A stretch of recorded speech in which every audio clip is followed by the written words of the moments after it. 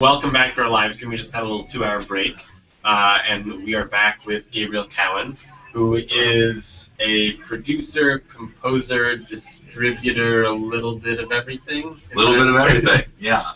We're living in a time when you can do all of it. Yeah. And all of it on your, from home on your $2,000 laptop. So what are you doing at South by Southwest this year?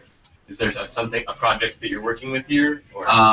We have a lot of projects. We don't have a movie here. We were fortunate to win the Audience Award last year with a movie called Cheap Thrills, and we had another movie here last year called Bad Milo.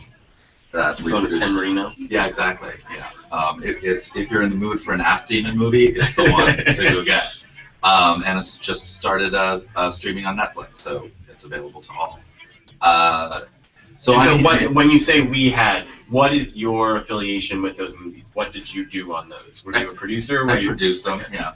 So we do different things as producers. Sometimes as a producer, you come up with the idea and you get the writers to write the scripts and you find the director and you cast it. Sometimes you come in and you just help facilitate. It sort of goes everything from making it all happen to kind of holding some of the pieces together. Right. An interesting gig. Yeah. Yeah. No, I mean, especially, as you say, the way the movie industry functions now, there are so many different avenues you can take to raise money to release your movie. It requires kind of more skills than producing used to be. Producing used to just be, okay, you need to kind of run the show with the movie, but now there's so much more than just making the film itself. Mm-hmm. How does that influence your approach? I mean, with Cheap Thrills, how many different duties did you? With Cheap Thrills, it was a very hands-on approach. Our partner Travis Stevens and the director E.L. Katz had been involved with the project for a number of years, and Travis brought the project to us a year ago, January, and we had readings with actor friends and kind of developed the screenplay, and then. We've had a lot of luck casting people like Ken Marino in our movies, people that you kind of recognize, which on these lower budget movies tends to be difficult, getting a meaningful cast. We just did a movie with Sam Rockwell and Marissa Tomei, for example, where they worked for scale. It was under $500,000, but we had a great time doing it. So we sort of brought those connections to bear and brought in a lot of the cast and helped kind of put together. We brought in, our team of people, our makeup, our production designers. They had the cinematographer, our editors, etc. And then John and I have a lot of skills in post too. So John, my partner, is a master editor. It's basically all the movies we've done end up in his hands. Right. And that's one of the things that I think you can do now. You didn't used to be able to do that. Technology has made it so that we can interface with however many people on Google Plus. Hello. And but the Alexa, for example, is this incredible camera, and you can shoot right into it and immediately start editing. On Cheap Thrills, as an example, we had the first cut of that movie a week after we wrapped, and we knew we had something. Yeah, well, I was curious because you said it first came to you January of last year. Mm-hmm. I'm sorry, it was January 2012. Yes, that's okay. That's right. Right. Otherwise, you would have gotten it to South by Southwest in 2 months. It would have been nearly impossible. Yes, that's right. Yeah. Okay. Time flies. Yeah. What's the project that you were just talking about working on with Marissa Tomei and?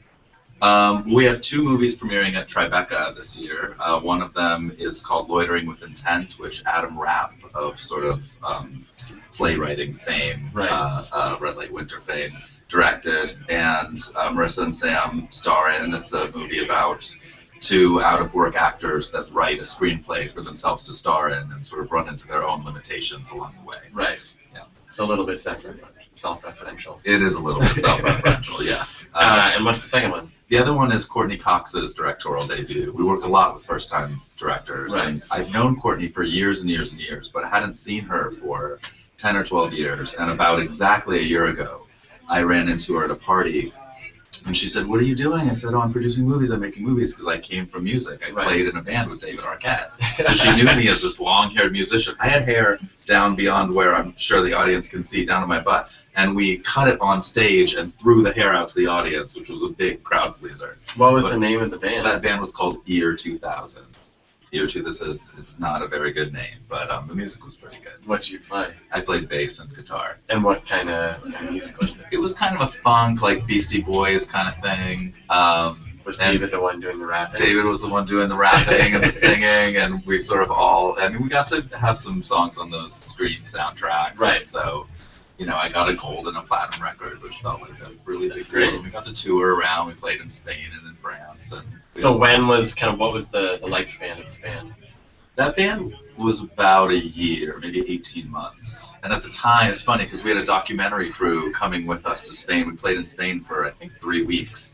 And at the time, it was our whole lives. You know, they captured this incredible band fight, like where it's as if we're all married and we're going to get divorced and everything matters so much. And now the band doesn't exist and we're all happy people.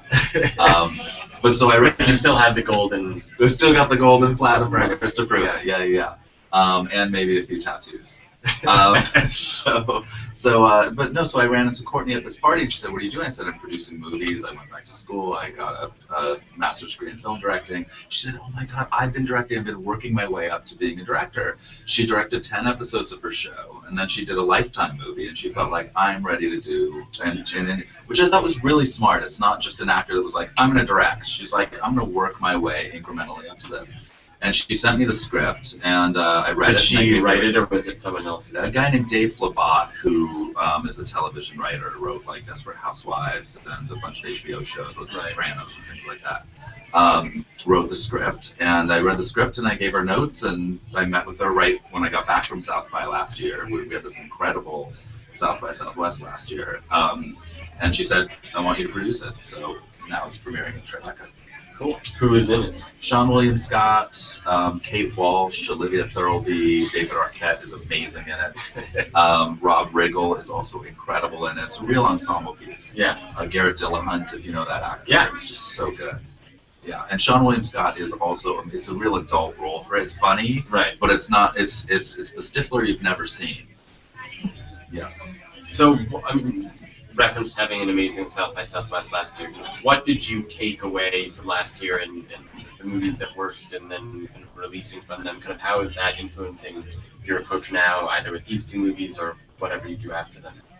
Well, there's so many different ways to get a movie out there now. It's the landscape is constantly changing. The conversation that we would have had 2 years ago with a movie that we sold is completely different than the conversation now. For example, most movies now have some little theatrical run because the way that VOD works, you get into a premium price point if you come out in a couple theaters. So the studios are incentivized to put you out in a couple theaters, which is also great for the filmmakers. You get to see your movie on a big screen. Yeah.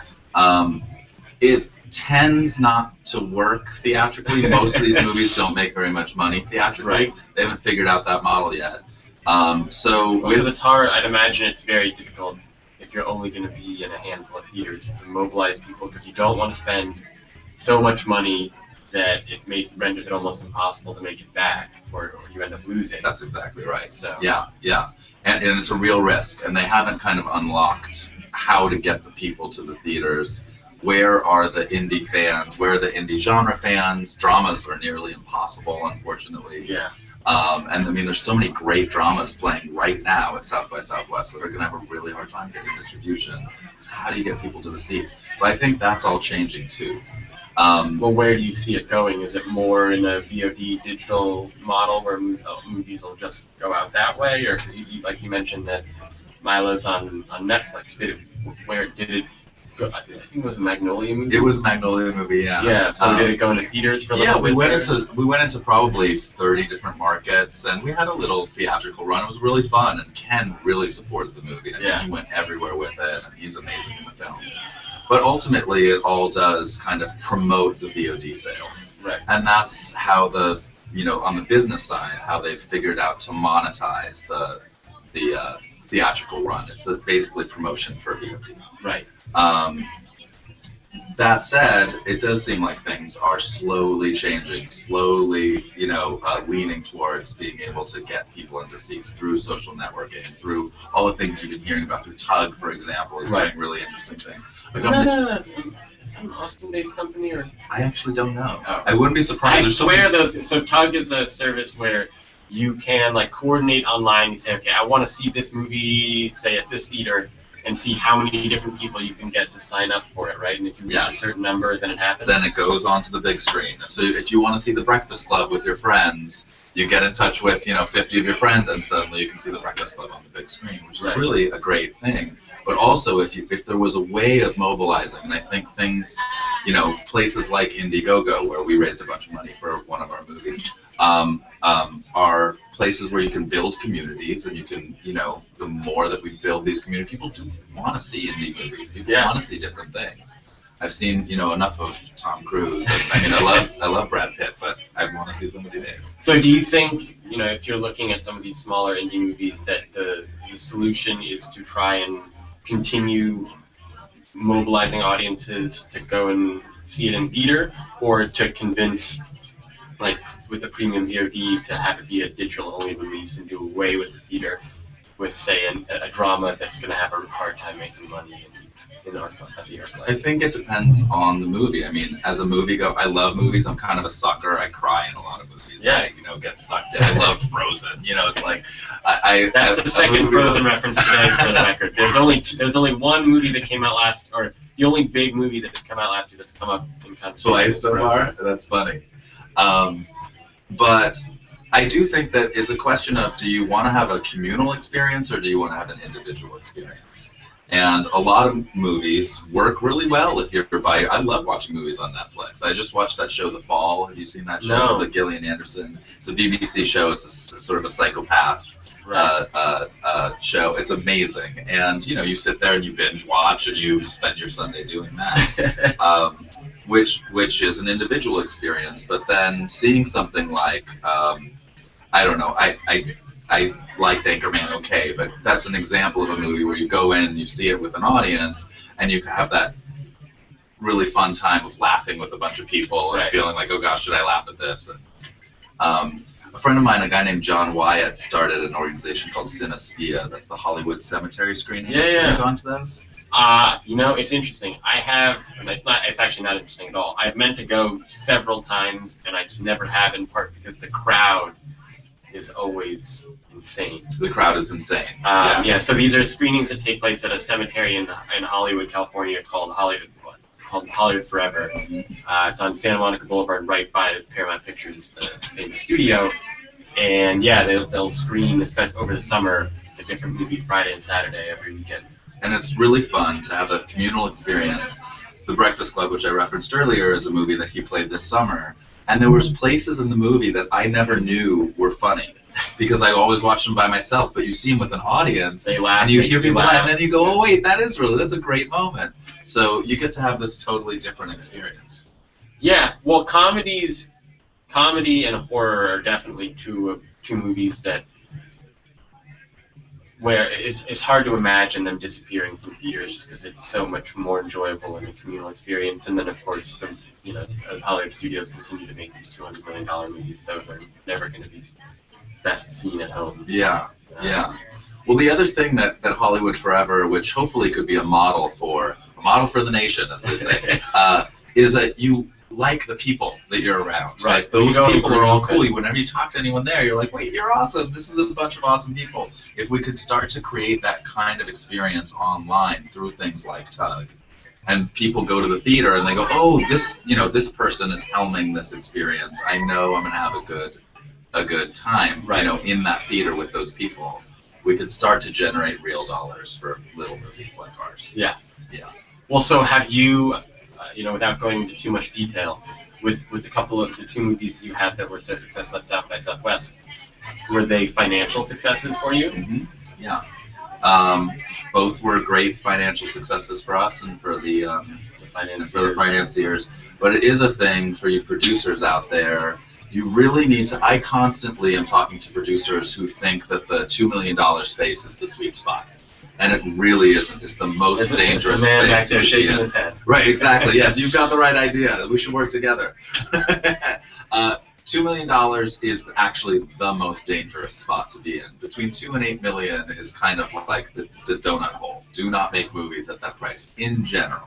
If you can sign on, if you do Dallas Buyers Club, and you have Matthew McConaughey, you're kind of safe. But it might have not turned it. For every Dallas Buyers Club, there's 200 examples of something that was going to be Dallas Buyers Club that wasn't. Right. Great. So you either want to be less than 2 or more than 8? That seems to be the space. Because The only- more than 8, it's perceived as a real theatrical movie, especially in foreign markets. Right. And the difference between the DVD, VOD dollars and the theatrical dollars is this huge amount. Right. So, and you do need to tell at some point what your budget was to your foreign buyers, which is where you get about half of your money. Right. So it's interesting. There's been a lot of learning. But so with Cheap Thrills and with Milo, we were able to make them for a price where we knew that we'd make the money back. And one of those 2 movies was extremely successful, and the other one was moderately successful. Right. So we like being able to go back to our financiers. Well, it's interesting to hear you say about the 2 to 8 only because that is kind of the sweet spot for Jason Blum, who's been one of the successes in the micro budget genre, and has a movie here this year. Although in that case he tends to have the support of the major studio releasing it, so he just happens to make it really cheap. But also, I mean, first of all, I love the Jason Blum model. I tend to really like the concepts and sort of like the movies. Yeah. But the Jason Blum model is fascinating and it does work. The thing about it is he makes 3, 4, or 5 of these movies and actually releases one. Right. So if you're really doing the math, it's $15 million, right? He makes them around $3 million. Right.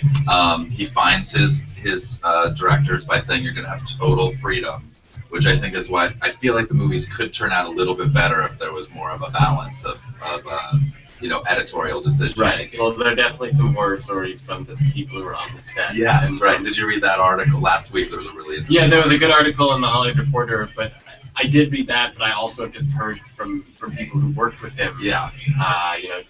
Stories of having to make some sacrifices to try and make the town a little bit happier because they're essentially sleeping in a tent. Yes. But it does show that you can make movies at that price point. You've seen Jason Blum's movies. You see what you can get for $3 million. In my opinion, he's not getting more for $3 million than you would get for 1 or 1.5.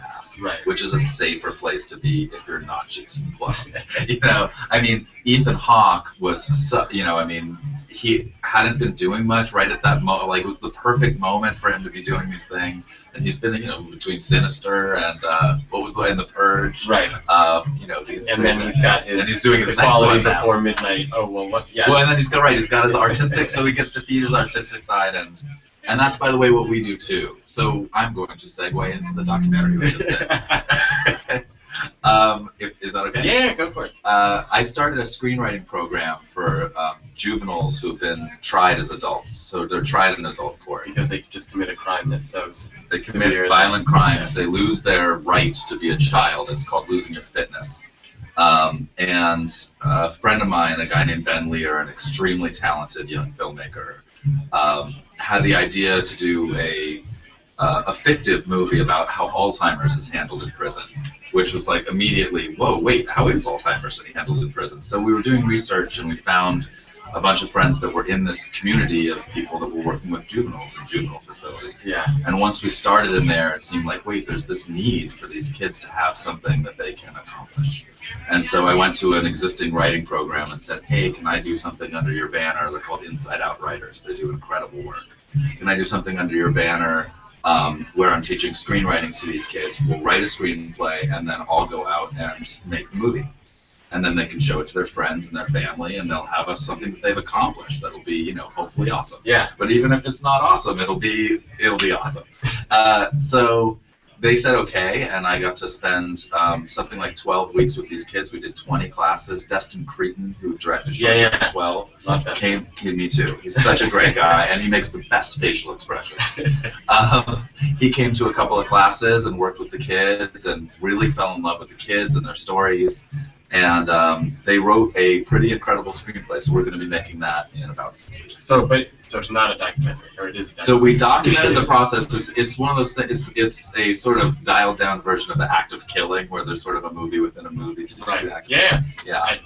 Rob should have won the Oscar. I think so too. I mean, I didn't see 20 Feet from Stardom, so I shouldn't vote. But The Act of Killing is genius.